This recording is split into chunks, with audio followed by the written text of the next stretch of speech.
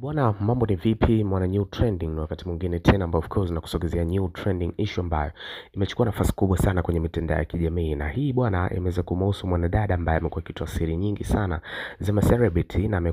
amekuwa akizua mgogoro mkubwa sana na tafaruku, na si mwingine bali ni Mange Kimambi. So amekuja na moja kati issue ambayo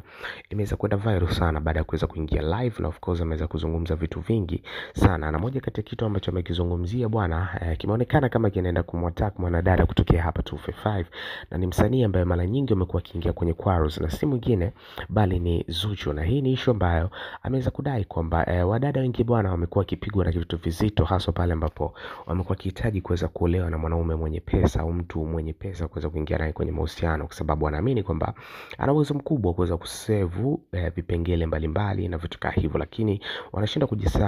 kujikumbusha kwamba na wao inabidi watafute pesa zao binafsi, hata kama wanakuwa na mwanaume ambaye ana pesa nyingi, ili mwisho siku bwana lolote likiweza kutokea basi unakuwa na uwezo wa kuweza kusurvive na kuweza kuishi vizuri, sio kuweza kujikuta huko kwenye trouble ambayo inakuwa ni mbaya sana. So katika ujumbe huu bwana umeweza kuonekana umechukua nafasi kubwa sana kwenye mitandao ya kijamii, na kila mmoja ameweza kuzungumza kwa namna tofauti, kwa sababu Mange Kimambi bwana amekuwa kizoeleka akizungumza katika vitu ambavyo of course vinakuwa ni negative, anavileta, na of course anakuwa naibua mambo mengi ambayo amekuwa amefichwa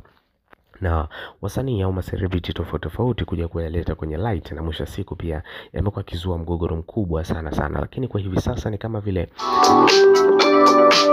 imekuwa moja kati issue ambayo imechukua nafasi kubwa sana, na of course hiyo ni kutokana na kwamba trending imezidi kuwa kubwa sana. So ni kama pondo ambalo alikuwa analipeleka kwa Zuchu hivi, ya kwamba ule king'anga ambao anazidi kuongeza kwa Diamond Platnumz kisa na mali na vitu kama hivyo vinaweza vikaja vikamtokea puani hapo baadaye. So tucheki tuone ni nini kinaweza kutokea. Usiache kucomment hapo chini, kusubscribe, lakini pia usisahau